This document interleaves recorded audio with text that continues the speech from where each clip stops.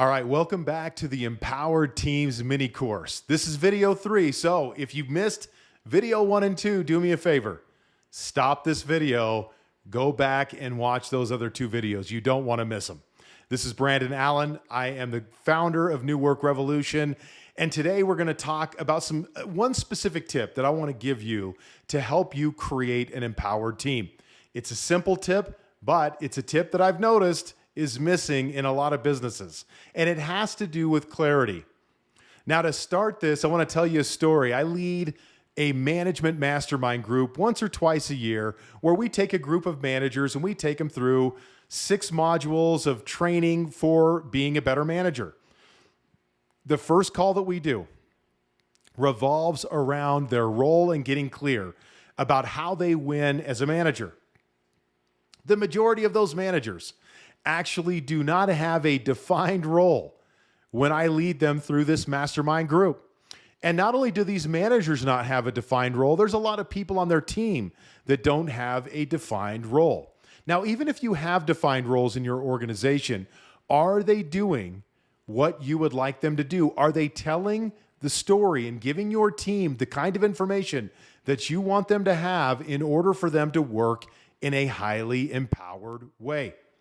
This is really important because when it comes to roles, we want to help people identify what's the most important work that needs to be done. Now, I told you that leaders like myself over the years, we have succumbed to the curse of knowledge. We think that the knowledge here in our heads is a lot clearer to other people than it really is. So we have to be intentional communicators. So if you think your team knows the most important work that they do, it's likely that they don't, not because they're dumb, but because there's a lot of things that they're responsible for that probably seem important. And they're not sure at any given time, well, what is the most important work that I need to do?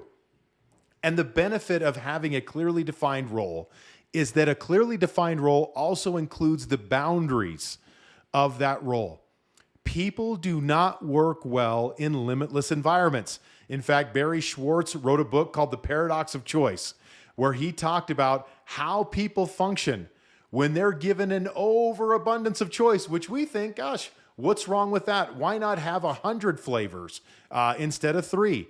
But when people are given more choice, they make less decisions and they make less effective decisions as a result of that.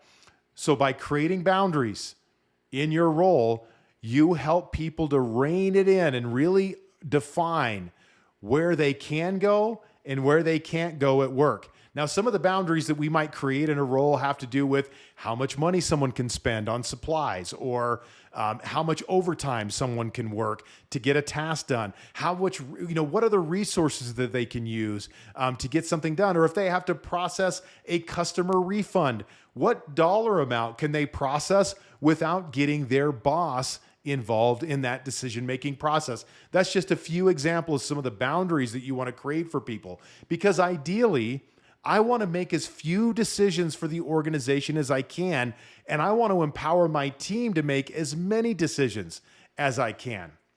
So beyond the role piece, what I want you to think about with regards to the role is also how does the role fit the big picture of the company? And when we talk about engagement at work, it's the emotional attachment that people have to the organization and its goals. But you can't have an emotional attachment to something that you don't know what it is. So a lot of leaders and organizations need to get better at letting people know what the organization is about, what the organization is trying to accomplish, and how that team member fits into the big picture of doing that work. So I want you to think about how good are you at doing that? Where are some areas that you could clean that up? Where could you refine what you already have? And I've got a template for you to help you do that. So check out this email where this video is contained. You will find a link to our Empowered Teams Roadmap. And the Empowered Teams Roadmap exists for you to articulate all that information to your team in a powerful way. You don't have to use our template or our roadmap, but I'm going to give it to you with this video so you have something to help guide your efforts in creating a more empowered team.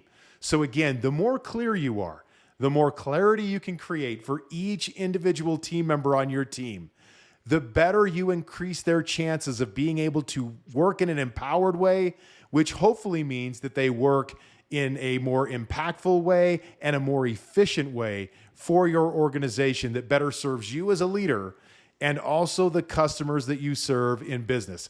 So check out the Empowered Teams Roadmap, and hey, let me know what you thought about that. Was that helpful? I would love to hear. So respond back to the email. Let me know what you thought about the Empowered Teams Roadmap. We'll talk to you again. Our last video is going to be another tip on how to create empowered teams, and we're going to include a tool on that as well. You won't want to miss it. So stay tuned for the last video in our Empowered Teams mini course.